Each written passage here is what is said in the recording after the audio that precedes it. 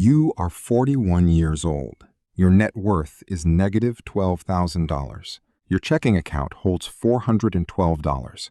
It's 11:14 p.m. on a Tuesday. You're sitting at a kitchen table with a deep scratch on the corner. You've meant to fix it for 3 years, but wood filler costs $20. Tonight, $20 is the difference between a full tank of gas and a flashing red light. Your back aches with a nervous tension. You realize you are one check engine light away from total collapse. You wake up at 6:15 a.m. The room feels heavy. You check your phone before your eyes fully open. You aren't looking for news. You are looking for a banking notification. You want a miracle or a catastrophe. Usually you find neither, just the slow bleed of auto payments. $14.99 for a stream you don't watch. $112 for a utility bill that feels like a threat. You look in the bathroom mirror. The gray at your temples didn't happen overnight. It happened while you were calculating interest rates in the dark. At work, you are a ghost. You sit in meetings about quarterly growth while your brain acts as a calculator. You subtract the cost of a ham sandwich from your daily allowance. You eat from a stained plastic container at your desk. You watch coworkers order delivery. You feel a hot flash of shame. It is replaced by a cold, hard resolve. Your resting metabolic rate is dropping 1% per decade. But your cortisol is spiking. This is the biological cost of poverty at 40. You tell your wife the car is fine. That is your first lie today. You know the brakes are squealing. You don't tell her because she is carrying the grocery bill. You carry the silence. You sit in the driveway for 4 minutes before going inside. You adjust your expression. You become the man they expect. The math lives in your chest now. It doesn't leave. You are 43. The consumer debt is gone. You killed it with a ferocity that surprised your wife. You have $45,000 in a retirement account. You have $4,500 in an emergency fund. It is 7:45 a.m. at a gas station. You pull the trigger on the pump and don't look at the screen. This is your first real win. Buying a full tank without checking your balance. It sounds small to a 20-year-old. To you, it is a quiet revolution. You walk inside for coffee. You don't look for the deal. You pick the one you actually want. But in line, you see a man your age in a tailored suit. He's playing a different game. You realize that while you stopped drowning, you were still treading water. You are stable. And stable is just a polite word for stuck. The Bureau of Labor Statistics says you have reached your peak earnings decade. This is the plateau. For the next 10 years, your income will likely only grow with inflation. That realization tastes like copper. You aren't worried about starving anymore. You are worried about being just okay forever. You do the math on a napkin at lunch. At this rate, you'll be 67 before you can stop. 67. That number lives in your chest now. It doesn't leave. Your weekends have changed. You take the kids to the park and tell them it's because it's a beautiful day. The truth is, you are protecting that $4,500. It is your only shield. On your commute, you hear 24-year-olds on podcasts telling you to grind harder. You feel a surge of irritation. You've been grinding for 2 decades. You aren't lazy. You are just tired in a way sleep cannot fix. You used to fear the landlord. Now you fear the calendar. You have 12 good years of health left before the statistical decline. The math is a ticking clock. You realize wealth at this level is just a longer leash. You are still attached to the stake. You close your eyes. You realize the next level requires a version of you that doesn't exist yet. You are 45. You have senior in your job title. You have a mortgage that is 30% paid off. On paper, you are a success story. It is 4 p.m. on a Thursday. You are sitting in a glass-walled office. You are giving a performance review to a 27-year-old. He wants a 20% raise. He talks about disrupting the workflow. He uses words like synergy and impact. You look at his eyes. You see a version of yourself that didn't have a mortgage. You see a man who still thinks the world is a meritocracy. You give him 5%. You give him a speech about long-term growth and market conditions. You feel like a hypocrite. You know the company made record profits last quarter. You also know that your own bonus is tied to keeping his salary low.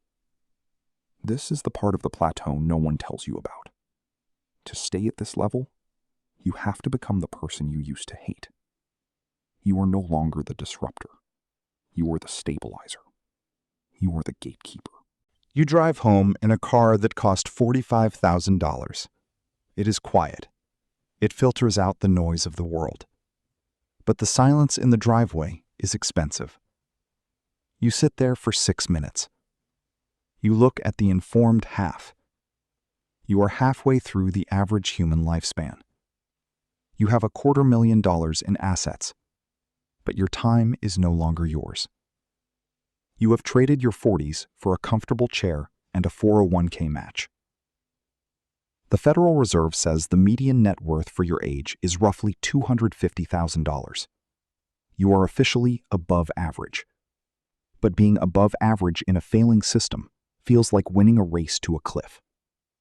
You realize wealth at this level is a golden cage. You have more to lose now than you ever did at level 1. At level 1, you were fighting for survival. Here, you are fighting to maintain a standard. You are terrified of the lifestyle drop. You are afraid of what your neighbors would think if you sold the car. You are afraid of what your wife would think if you quit. You go inside. Your house is clean. The temperature is exactly 71 degrees. Everything is perfect. And yet, you feel a profound sense of claustrophobia. You have achieved the American dream, and you realized it's a script you can't stop reading. You spend your evening looking at a spreadsheet of your kids' college funds. You realize you are working to pay for them to enter the same machine that is currently consuming you. That realization lives in your chest now. It doesn't leave. You realize that the plateau isn't a place where you rest. It's a place where you realize how far you still have to go. You have enough to be comfortable, but you do not have enough to be free. You are a high-value asset that is slowly depreciating. You close your laptop at 10:15 p.m. You realize that level 4 is going to cost you something more than just hard work. It's going to cost you your identity. You are 46. You are approaching the $1 million mark. You should feel like a king. Instead, you feel like a target. You have entered the lifestyle creep zone. Your house is bigger. So is the property tax. Your kids are in private school. You have a financial advisor named Mark. He uses words like tax loss harvesting and alternative assets. You find yourself nodding in meetings. You don't always understand the math, but you were too embarrassed to ask. You were supposed to be the guy who knows. It is 10 p.m. on a Saturday. You are at a dinner party. Everyone is wearing the same invisible uniform, Patagonia vests and smartwatches. The conversation is about real estate and the market. You find yourself looking at your wine glass. It cost $80. You remember the ham sandwich from level 1. You realize that as your wealth grew, your minimum requirement for happiness grew with it. You used to be happy with a cold beer and a clean shirt. Now, you feel a surge of irritation if the flight is delayed or the steak is overcooked. You have become fragile. Internal Revenue Service data shows you are now in the top 5% of earners. This should be the finish line, but your burn rate has accelerated. You have built a life that requires $15,000 a month just to keep the lights on. You are an elite athlete of consumption. You have to keep running just to stay in the same place. If you lose your job now, the fall is 50 stories, not 5. At level 1, you were afraid of the landlord. At level 4, you were afraid of the lifestyle. You wake up at 3 a.m. Your heart is racing. You aren't thinking about debt. You are thinking about the drop. You imagine a world where you have to move back to the level 2 neighborhood. You imagine the look on your kids' faces. You realize your ego has become a hostage to your income. You are a high-performance engine running on low-grade anxiety. You realize that the more you have, the more things there are to lose. You walk to the kitchen and drink a glass of filtered water. You look out the window at your manicured lawn. You realize you don't own your things. Your things own your time. You are working 60 hours a week to pay for a house you only see in the dark. You are successful by every metric, and yet you feel like a servant to your own success. That realization lives in your chest now. It doesn't leave. You realize that level 5 isn't just a number. It's the point where you either break the cycle or become the machine forever. You are 47. You hit the 7-figure mark. You are officially in the top 10% of the global population. Nothing feels different. You still wake up with the same dull ache in your lower back. You still argue with your spouse about whose turn it is to take the dog out at 6 a.m. You expected a choir of angels to sing when your net worth crossed the line. Instead, you just got a push notification from your Vanguard app. It is 2 a.m. You are in a kitchen with quartz countertops and a sub-zero fridge that cost as much as your first car. You are eating cereal from the box. You look at your old debt folder in the back of the drawer. It is empty now, but you have replaced debt with doubt. You are a paper millionaire. Most of that $1.8 million is locked in your primary residence and your retirement accounts. You can't touch it. You can't spend it. The math of the 4% rule says this money gives you $72,000 a year. That is half of what you spend to maintain your current life. You realize the wealth illusion. You have $1 million, but you still have a boss. You still have to say yes to the board of directors. You still have to say yes to the toxic client who calls you on Sundays. You are a millionaire who is still a yes man. That irony keeps you awake. Your peers see the success. They see the vacation photos from the Amalfi Coast. They don't see the price.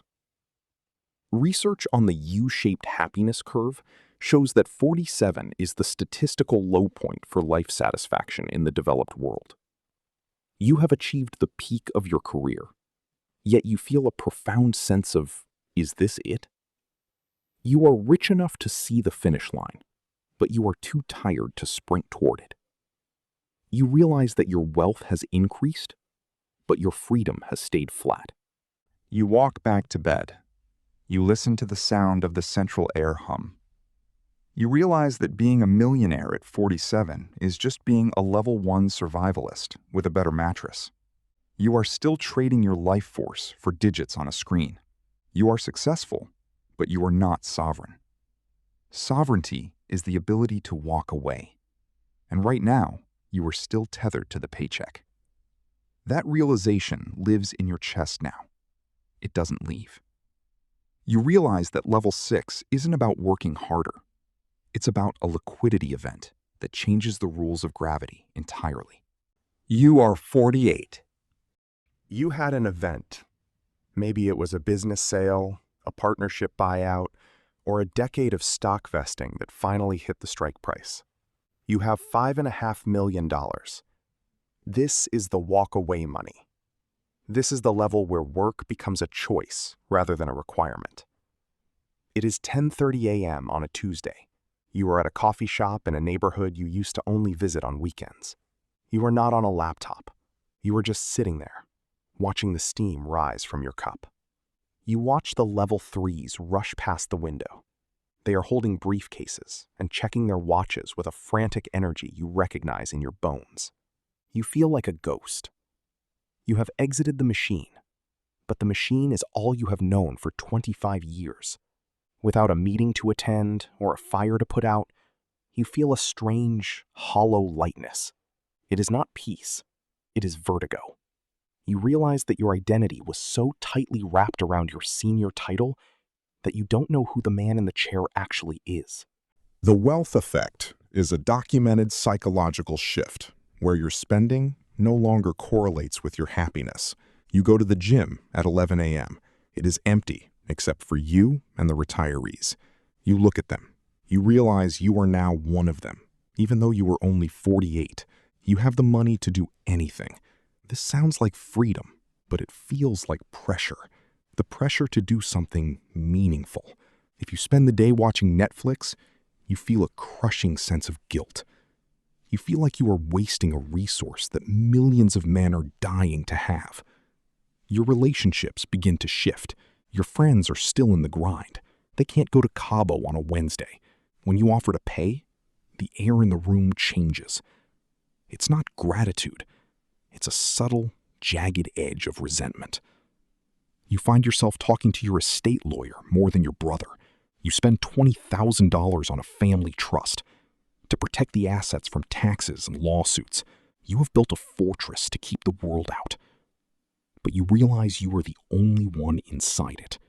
You go home to your $5 million life. You realize that wealth at this level is the ultimate informed truth. It reveals that money can solve every problem except the one in your head. You have deleted the debt folder, but you have replaced it with a purpose folder that remains stubbornly empty. That realization lives in your chest now. It doesn't leave. You realize that level 7 isn't about protecting what you have. It's about deciding what you want to leave behind.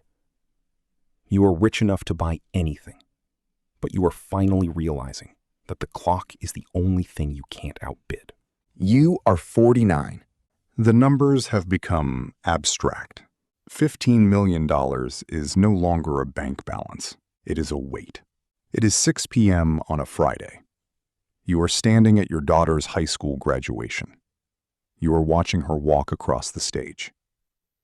You look at her face and you realize something terrifying. She has never known level 1. She has never seen a survivalist spreadsheet. She does not know the sound of an engine that might not start.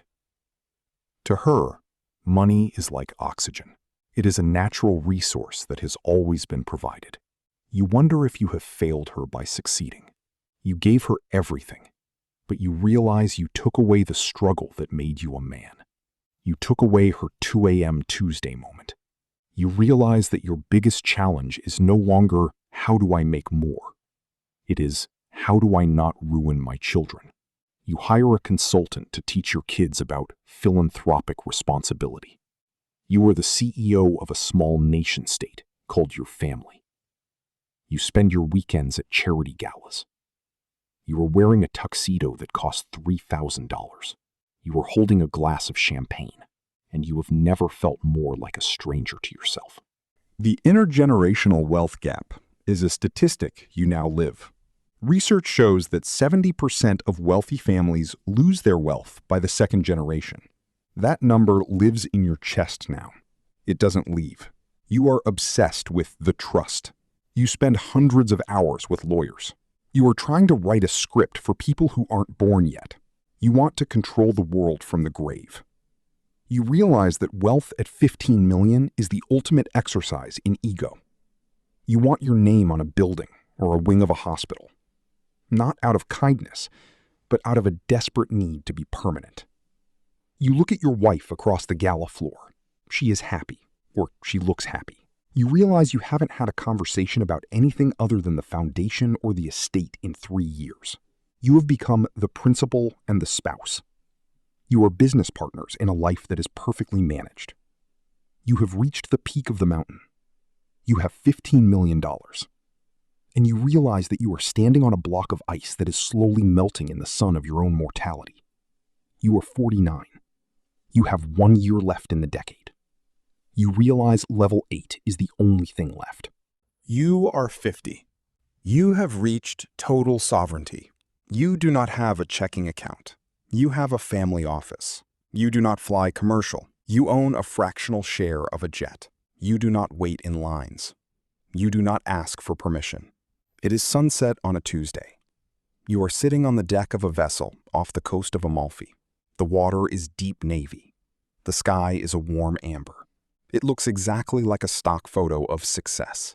You have finally reached the place where no one can tell you no. No board can outvote you. No market can break you.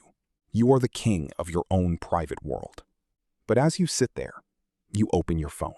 It is an old habit. You go to your Notes app. You scroll past the investment memos and the tax strategies.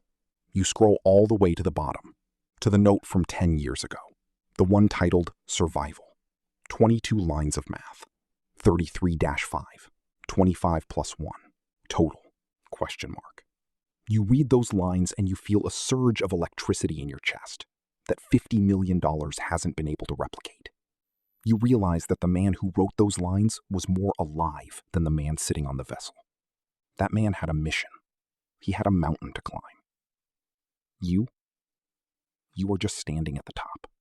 The wealth satiation point is a documented reality. Beyond a certain threshold, more money adds 0 units of happiness. You have crossed that threshold by a factor of 10. You realize that the search for more was actually a search for meaning. And you realize you can't buy meaning. You can only buy distractions. You look at the horizon. You realize that you would give a significant portion of your net worth to feel the hunger of level 1 again, to have that much up left to go. You walk to the railing of the boat. You look at the dark water. You think about the man at the kitchen table with the scratch on the wood, the man who was afraid of the light bill, the man who thought $10,000 was a fortune. You realize he was your best friend. He was the one who kept you going, and you have spent a decade trying to kill him off. You realize that wealth in your 40s was never about the digits. It was about the man you had to become to earn them. You look at the amber sky. You realize the informed half is over.